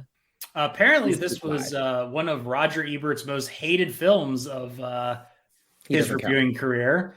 In his review, he described it as a zombie movie set in the 21st century where large metallic objects make crashing noises just by being looked at. That's something that happens. And also criticized the dialogue as being a series of commands and explanations. Okay. Well, that's fair. But also Roger Ebert is a hater. He is a professional hater. And I don't like that he's a professional hater. Because sometimes movies are ridiculous, but you have to also think about the purpose of the movie. It's not to always make sense. It's not to be like, I don't like things that are always set and like that are very realistic all the time. I like that the ridiculous noises are made because you looking at it, or this don't make no sense, or the sound effects are very chaotic. I like that. I think it's fun. He don't like to have fun, and it shows. I mean, and I'm saying this because I'm biased. Like, he fucking like hates the original Godzilla movie, and is just, I'm like, you know, he doesn't really understand. He's like, oh, it's a big man in a suit. It looks fake. Blah blah blah. I'm like, yeah, I know, but also like the movie's a lot smarter than you think it is. It is, and it's a commentary on the stuff that y'all did. You know what? Exactly. I'm sure he's aware. Quiet. Yeah, that's like, I'm sure he's aware that's you're for you to be someone who has he is dead. I mean, well, yes, but during this time, like, for you to be someone who has have all these things and all these experiences and seen all these films, you're very aware of what you're saying when you made that point. When he was with us, I very much did not enjoy his reviews. Like, I just felt like, as Jasmine said, they were just rooted in hateration, like someone who's really not just giving it a chance. Like you're wasting your time because you pulled up and already was like, I hate fucking heinous movies based on his reviews, like awful fucking movies. And I'm not even talking like horror movies that I know are like kind of goofy and I'm going like really like, oh, this is a great dramatic movie, amazing. And I'm like, this movie fucking blows. Yep. And then I just, even with Rotten Tomatoes and things like that, some movies have like these 90% or these 100% or these high ratings. And then you go back and watch them. And I'm like, well, who is the audience? And this is why y'all need more diverse reviewers, because you got these old stuffy white men up here going, well, this movie's good, this movie's bad. Who the fuck made you king? Fucking the nerds. But you know what? In defense of this movie, James Cameron has said that Resident Evil is one of his biggest guilty pleasures, apparently. So there's that. Okay. You got James Cameron, a fan of Resident Evil. Somebody knows. So yeah, that's so that's Resident Evil. I haven't seen any of the sequels. You know, I'll turn over to our resident expert on the series, Kat. Like, what do you make of the rest of the movies? Are they worth my time? Are they heavy metal? Or are they just fucking balls to the walls madness? I think they're balls to the walls madness. I think here's the real thing. I feel like this film series gets a bunch of shit and a bunch of flack by the same people who are still tuning into Fast and the Furious films. So I'm just like, hey, yep, here we go. See, exactly. So I think if we can give that film series a chance, but that's the same thing here. Like at one point, we all have to accept they're not going to look like the video games. They didn't look like the video games in movie 1. So we're going to accept that. You guys need to accept that. And I do recognize and understand that people are going to be pissed because in the follow-up movies, it's like adding on to the chaoticness of this main story that's created. They flesh it out. They close up a lot of loose ends. There are a couple points where like some of the story doesn't make sense. I personally am not turned off by the random throw-ins of people from the video games. I do understand why people get upset by that because they're like, oh man, like it continues to feel like a slap in the face. They're not even trying. And I'm like, bruh, just get into the camp and the chaoticness. That's it. They're throwing these people at you so y'all will shut the fuck up and you just keep getting louder. Just look at the man with the axe. He's not going to look like the video game. And if you want it to be the video game, just turn the movie off and go play the video game. Exactly. Like they've already set the tone with the first one where you're not getting the video game, so stop complaining about it. This is just not for you and that's okay. Also, I feel like the tone across the movies changes. Like the first one, very action, boo, yeah, pulling on that but pulling on 90s action movies. The second one is silly. The second one has a lot of comedy mixed in, especially with Mike Epps. He's comedic relief often. The third one, it's still some comedy, but not as much. And then when you get to like those fourth or fifth films, they kind of drop a lot of the comedy off and make it way more serious. But then they start doing like more clones and all kinds of ridiculous. The plot just really gets to like, yeah, it's 6 of everybody. When everybody got a clone. It seems like they knew that as long as we made this movie series the complete antithesis of what the games are, people are still going to go see them just to like hate on them, but they also make a fuckload of money. Which is usually the goal of most movies because people get mad at things that are cash grabs, but this is people's jobs. I need people to understand, yes, film's supposed to be art, but these are people's jobs. They are trying to get a return. That is because if they don't get a return, they're not making no more movies. That's just what it is. So people have to get away from you're doing this to make money. All of them are. What are you talking about? They're all trying to get, they all trying to either make money or get acclaim, which ties into money and popularity. They're not making it because they're trying to do just art unless it's a super indie film. These are big releases, baby. They trying to get their money back, and that's what they're doing. So if they're gonna get their money back by you hate watching the film, they're gonna do it again. They're gonna keep doing it, just like people who post the articles or make headlines to piss everyone off. Because guess who's gonna click? Everybody who's pissed off. Yep. Yeah, it is really funny to think like people get like really like worked up about these movies, and like I think years ago I used to like be like, oh, these movies are garbage, and I'm like, you know what, they are probably like. For me, like maybe they're not like good, but like they're giant, big budget Hollywood productions. Like they're made for this purpose. They're made to make money. Like that's what we make. A lot of movies get made for that reason. It might shock you. Like I think people forget that like this is an industry. Industry is driven by like making money and capitalism. Like that's what it is, and they don't really care what the story carries or what it does from the series. Like if they can change things to make it reach a wider audience, they will. It doesn't necessarily mean it's going to be like good, but it is going to like bring in a lot of money. I don't think the Fast and the Furious movies are like smart or good, but I do enjoy them. They are so ridiculous and stupid. And also a car jumps between two buildings. And I was like, you know what? The rest of this is dumb enough that I can like kind of get behind it. It's tougher for me, I think, because I'm like a little bit more of a like stingy viewer, but I do or like John Wick. Those movies too are they're all vibes. It's all action. It's Keanu Reeves killing people in the most precise manner. And I'm like, this is ridiculous, but I'm having a good time watching it. I love John Wick. I'm not going to lie to you. And he's not a cop. Thank God. I have not seen all of the Fast and the Furious. I think the last one I saw was Tokyo Drift. I saw 1, 2 at Tokyo Drift, and I have not seen any more. I am going to watch them, but wow, I'm about to watch a bunch of cars do things that I know cars cannot do, and we're here. Besides this and all the other movies, have you watched anything else that worth noting? I've got a bunch of stuff that I can run through, but I would like you to go first because you're the guests. Like new, like we just watched. Whatever. If you just watched something recently, whether it's new or old or whatever. Okay, first of all, I am a resident Scream fan. I want everyone to know that if there are no Scream fans, I am deceased. That is how Kat feel about Resident Evil. That's how I feel about Scream. All of them are good. All of them are good. I don't care. They blew the house up in the. I don't care. I love that part. That's one of my favorite parts. I think that's great. It's ridiculous, but I think it's great. Scream 6 I saw it twice. I don't usually go to the theater 2 times to see a movie. I see it once and I wait for it to come out. No, I went 2 nights in a row. I went Thursday night and Friday night. I was in there like, wow, might even go again. I'm not going to lie to you. I'll go again. That's how much I like Scream 6. It's brutal. If you like Scream, there are a subset of people who don't enjoy Scream movies, and that's their right, because the horror comedy, some people don't like that it's too, meta. They don't like that, and that's okay.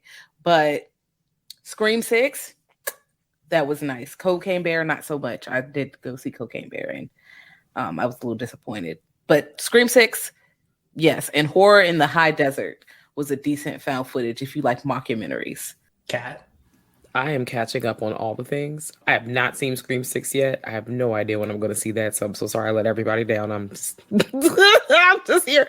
Let's see. I've been watching a bunch of old stuff and kind of catching up on things because life. I did see that one of those new Shudder movies, Nocebo. That one was fun. It was a good time. It did not end the way I thought it was going to end, and I was very happy about that. I figured it was going to go away, but I just didn't want to see a certain thing, and I didn't see it, and y'all can see how happy I am. I'm so pleased. So really, I've just been trying to lean into all of the new 2023 films and then catch up on 2022 horror because I am behind. Surprise, not surprise. Well, I forgot to mention a few on the last episode I did with Kit from I Hope You Suffer, so I'll run through those. The last episode we did was The Scorpion King. Do you have any thoughts on that movie? I don't remember what happened in that movie. I'm not going to lie to you. And I'm a huge fan of The Mummy and The Mummy 2. Like, I went to theaters for both of those. I know it was The Rock and he did something. I don't know. I can't tell you the plot. I really can't. It was wild. That's it. It was pretty much, as Kit put it, a nothing movie. It's very unimpressive. I think I actually liked Resident Evil better, and it has a better soundtrack, and there's quite a bit of crossover. But besides that, I've also watched Gremlins 2, the new batch, which I love. Jackass Forever. Love it. Longtime Jackass fan. I watched Silver Bullet, which I thought was, fine. I like Everett McGill because I'm a Twin Peaks fan. Watched The Menu. I dug that a ton. I watched Megan, which Sarah liked more than me. I thought it was, fine. Like, I thought Megan herself was pretty cool. Like, I thought she was very, very watched the original Nosferatu, which, it's kind of dated at this point. Obviously, it's silent, but, it's important. For the history of horror. I watched this ridiculous Mad Max ripoff called The New Barbarians, which was awesome. I loved it. If you're into corny, not good movies, we watched that movie. Have you guys watched Fresh yet? Oh yeah. Yes. I wasn't really into it. I don't know what you thought of it. Kat loves cannibalism. Hates cannibalism. So yeah, I knew exactly what kind of movie it was going to be. I think they gave us too much, even with the cover. I wish they wouldn't have packaged it that way, because I wished what was coming was a surprise. Because as soon as I was like, this is about to happen, she about to do this, this is about to go like this, and it went the way I thought, except for the end. The end kind of tied together, but also it was worth the watch, I say. I thought Sebastian Stan was great in it. He's very good at being like kind of funny, but also like kind of creepy. Like he was definitely the highlight of the movie. I've been watching the Female Prisoner 701 series, which stars Miko Kaji. Nathan from I Hope You Suffer kind of pointed me to those. Those are like pretty insane, like grindhouse kind of movies, but I really like them. Like they are rough, but they're also like very cool. A lot of like cool visuals and shit. We rewatched Possessor, which I'd seen before. I love Possessor because we went to go see Infinity Pool, the new Brandon Cronenberg movie. I loved that too. I thought that was great. Watched The People That Time Forgot, which is a really corny dinosaur movie from the 70s with Doug McClure. If you're into that, it's some pretty good cheese. Fiend Without a Face. Love the brainstem monsters in that movie. I watched a Hong Kong Cat 3 film called Run and Kill that is absolutely bananas. Everybody should watch it. Thinner. I don't know how to feel about that movie. Thinner is ridiculous. It's cheesy, but I would watch it again. I'm not gonna lie. And Hong Kong Category 3 movies are, whoo, you might need to take, you need a stiff drink after one of those. I feel kind of weird liking Thinner because I get why it hasn't really like held up. Kind of, obviously dealing with like body stuff, but it has some really good special effects in it. Like I don't know how to feel about that movie. I feel a little bit weird saying I like it because I guess I don't know. Is that like a controversial movie? I haven't watched it long enough. I haven't watched it a while. It has some plot points. It's like, really, bruh? Yeah. Really? But when you look at all the films and a lot of horror films a lot of film in general is problematic because society it's problematic. But when you think about all the films, I'm like, I don't think it's that problematic in comparison to like the tier of problematic films. Like if it's like down here all the way up to the top, it's going to be like mid, maybe a slight bump above the midline, but it's not like, oh, you shouldn't even watch this, it's so problematic. It's just gonna be like, okay, well, that part is stinky. We know that movies have a few stinky parts, and we just go, you be like, yep, we go call it out, we go talk about it, and then we go keep watching the rest of the movie. At least that's how I feel. Some people will watch it and be like, I'm turning it off, and I understand. Yeah, me, if it gets too crazy. Watched the Dunwich Horror, which I enjoyed. Had a very horny movie, a lot of psychedelic visuals. The House of the Devil, which I was not really into. Tombs of the Blind Undead, which is a little bit of a slog to get through, but it does have some cool zombie visuals. The Brotherhood of the Wolf, which is a pretty ridiculous genre blending flick that has some very problematic features, but there's a lot that I did like about it. I did go see Cocaine Bear. I did enjoy it. Overall, I had a good time watching it. 2 kids that were like clearly underage snuck into that movie and got kicked out, which was kind of funny. They were both clearly like 12. Oh, not them sneaking into the movie to watch it without their padres. Their parents are there. Because I was in there. It was only 4 people in the theater, and I was one of the 4 people who went there. Because I went to the Little Hood Rat Theater by my house. That's one of my favorite places to go. And I went in there, and I was like, But people were audibly laughing. So I feel like if the comedy hit for you, it's a good time. My laugh box is broken. We've talked about this. Some of the jokes really just do not hit for me. And then somebody mentioned it being like, if you like Psycho Goreman, you would like it. But I'm like, I love Psycho Goreman. I don't know about this. I think Psycho Goreman has a bit more. I think that has a bit more credence. I think there's a bit more emphasis. Like there was more effort put into that movie. That's a harder sell. Like Cocaine Bear is a very easy sell. It's all marketing, and like I liked it, but I'm also kind of like, are we trending into like sci-fi originals being like Hollywood? Because you got like Cocaine Bear, you got like Plane, you got this new 65 with Adam Driver, and I'm like, that's an asylum movie. You know what I mean? Megan, even these films that you would have never guessed in a million years to get all the marketing and wide release. Like 20 years ago, these movies everybody like, that's a stupid movie, that's dumb. No, the movies they're getting wide release, and guess who's going to see them? Me. Well, it's like Snakes on a Plane. Like that came out, and people were like not really into it. Like people were really hot and cold on it, but I'm like, Cocaine Bear is just Snakes on a Plane. Like, why are people reacting to this now? And it's still kind of the same thing. It's like bad as good. So I don't know, just interesting. But like I enjoyed it. I had a fun time. Because of that, I wound up watching Black Sheep, which was a pretty great... From that was the New Zealand movie. Yeah, that was a really fun special effects movie. Like that was a lot of fun. I had a good time watching that. I also watched Skinamarink, which I totally admit is a movie that is not for everybody.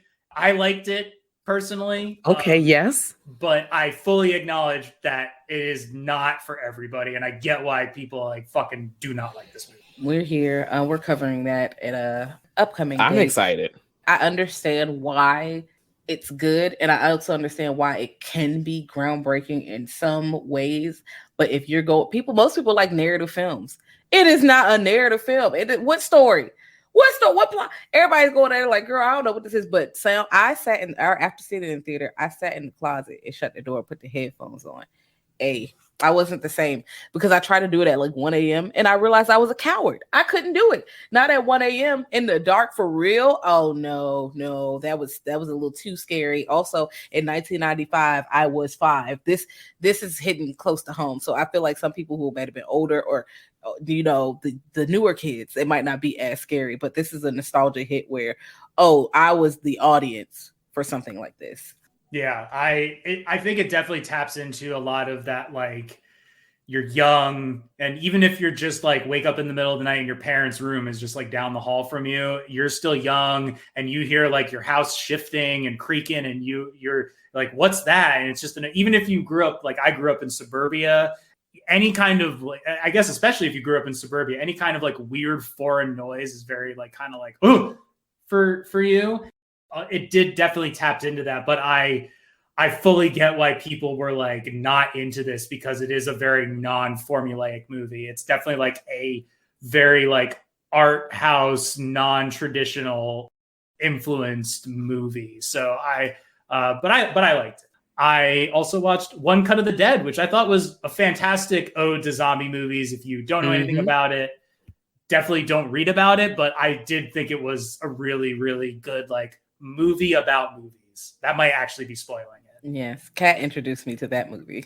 That was good. And then on the like non-horror side, I watched the new Black Panther movie, which I thought was good. I watched the movie Stalker, which was an incredible experience of the movie. Highly recommend anybody who's like really into film watch that.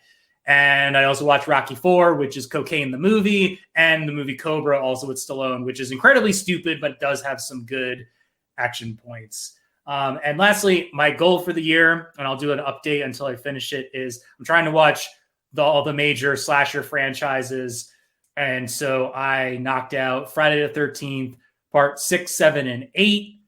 And 6, I think, is actually Friday the 13th movie that I like the most, weirdly enough, even though it's the 6th entry. I thought 7 was really stupid, and Jason Takes Manhattan, like, that movie blows. It's not good. At least I didn't think it was good. But Jason X, though. Oh, yeah, Jason X. Well, unfortunately, Jason Goes to Hell is not streaming anywhere. But Jason X is. And I kind of want to watch Jason Goes to Hell before I go to Jason X, but I might just wind up watching something else. They're not even that connected for real. You're not like straight up. The first like 3-4 movie, because I am a Jason Voorhees stan. This is a Jason Voorhees stan account. Although I am someone who acknowledges that most of the movies are fucking mid. They're mid. I'm not gonna lie to you. They're not that good. But I will watch any of them at any given time. After you get to like 5 or 6, they're not really. They don't really talk about the ones before like that. They just take new directions. Jason Goes to Hell is it's not streaming, but you could rent it for $2.99 on all of the girls, like on YouTube. I just went and Googled. I said, let me go ahead and Google for him because will you have to buy this? $2.99, and you can see everything. My in-house legal advisor, aka my girlfriend, said that it was not worth renting. Okay, I'm not gonna be mad at her because it might not be worth the $3, but it's not really worth it. But it's going to be streaming at a point like within the next like 5 to 6 months. You'll probably catch it Tubi somewhere. They're going to have the Friday the 13th movies. Wildly enough, there's not another Friday the 13th coming up for a while, isn't there? No, it seems like it's been kind of a like they did the one remake, the Michael Bay produced one, and there hasn't really been much talk of the series. So no, but I think Jazz meant day. The next one is in October.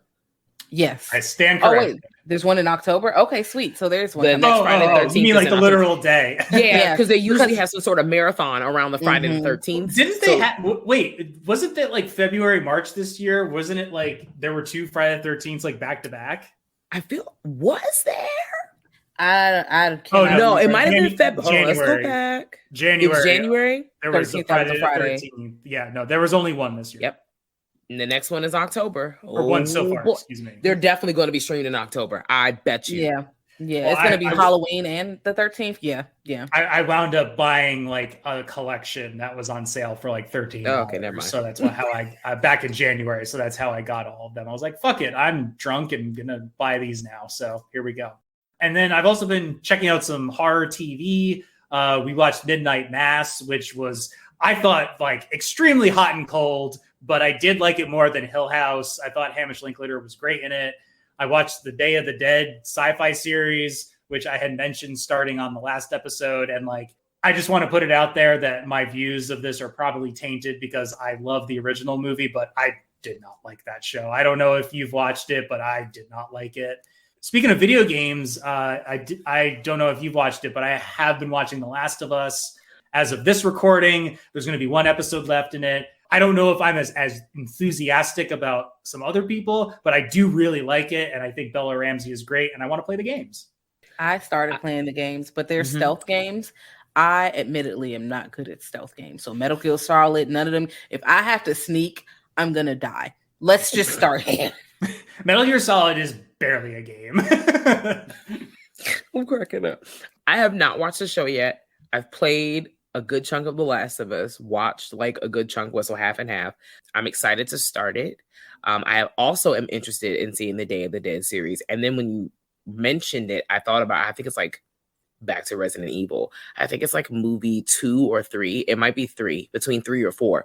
There's sort of a nod to Day of the Dead because there's I'm gonna get his name. There's one of the evil doctors. He's now like training the zombies to do all the things, kind of like Bubs. And I was thinking about that when I was rewatching all the films. Like it's not like, hey, this is Bubs, but this is what's happening. So I want to check it out. Was the Day of the Dead show trash? It was really, I mean, I know you're like, oh, I watched the movie. Like, was it at least watchable? Did you feel like you were in hell trying to keep up with everything?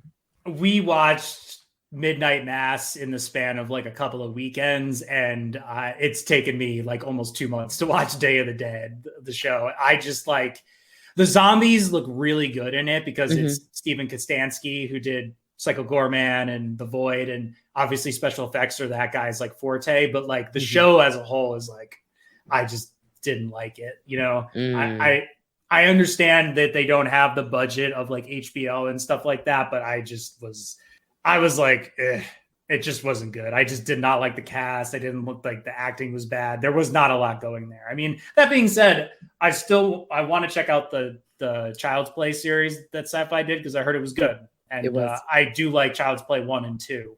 I will be including that in my slasher watch through. I also started watching Fargo, which is like pretty good. But like the first season has like, and I hate to close out on this, but like just some very like weird and completely unnecessary like racism in it that just like it just amounts to nothing. It's just completely pointless. So hopefully they do less with that in the next season. Can't wait till you watch Child's Play 2 is my favorite out of the series. Outside of the original, that and The Bride of Chucky. I love Child's Play. I mean, I did like both of those movies. So right now where I am with my slashers, Hellraiser's on top because I think Hellraiser 1, 2, and 3 are all like good to great. And Friday the 13th is pretty much on the bottom, but I need to check out more of I actually haven't seen any of the Texas Chainsaw Massacre sequels. So I love the first movie. So I'm a little bit nervous going into the rest. I'm going to let you know right now, it's going to go downhill. I'm not even going to play with you like that. The Hellraiser 4, I know people don't like it, but I like Hellraiser 4. Is that the one with the video game? No, Hellraiser 4 is you're thinking Hell World. Hellraiser 4 is more they're going into they go to space. Oh yeah. You know it's always space. Hell World was a good time. I don't care how chaotic that movie was. I don't care. I cannot wait. Real quick, we're going to do some heavy metal recommendations. Ostensibly, this started out as a heavy metal podcast, so I'm broadening this out to cover new and newish metal albums I dig and maybe some other stuff. We're going to start off with an album from 2022 that I missed out on.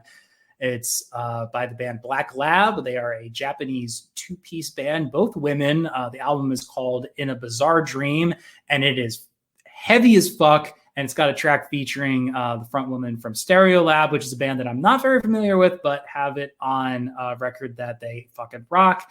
Obviously, I kind of know who they are. I know they've been around for a while. I'm just not familiar with their work. Regardless, Black Lab, In a Bizarre Dream, fucking incredible album. If you're a big fan of, the heavy riffs and that kind of stuff, I think this really takes that genre and does a great job with it. Fucking love this record.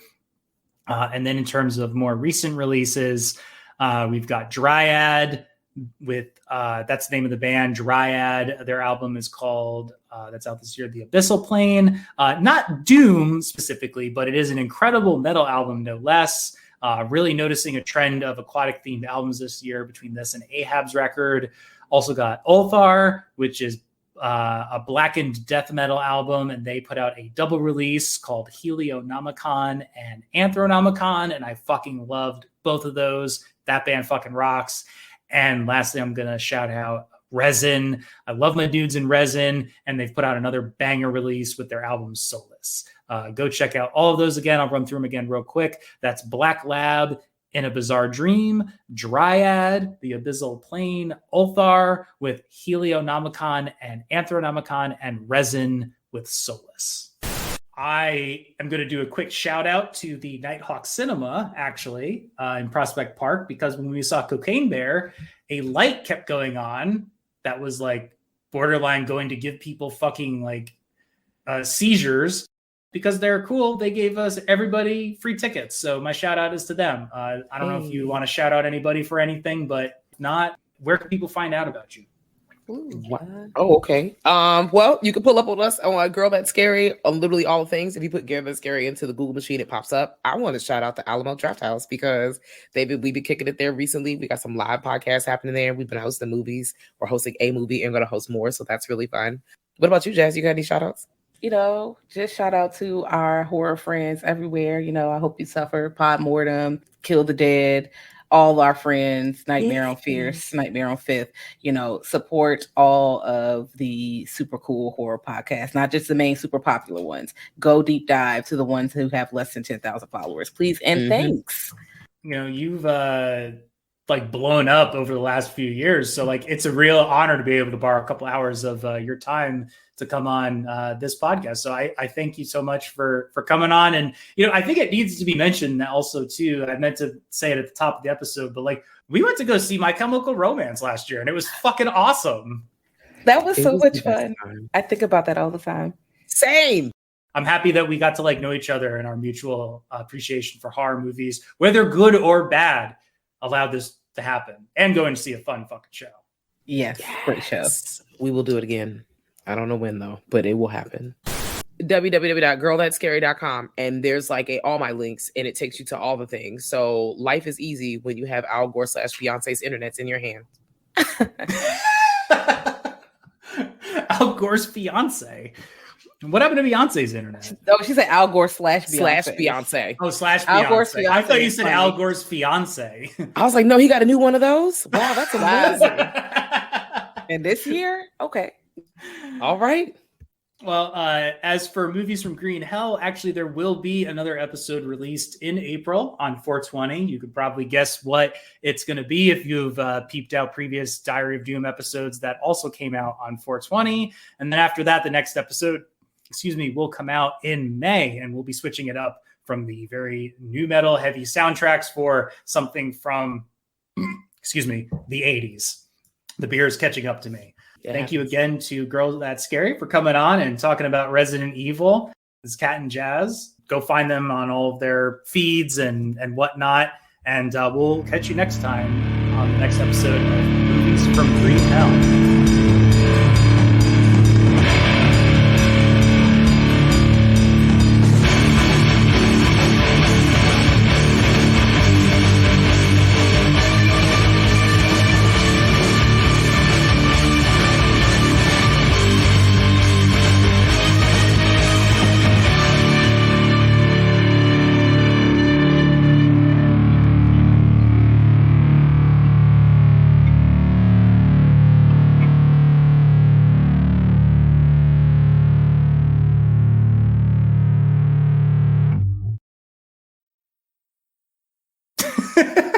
I don't know if anyone's going to be able to see that.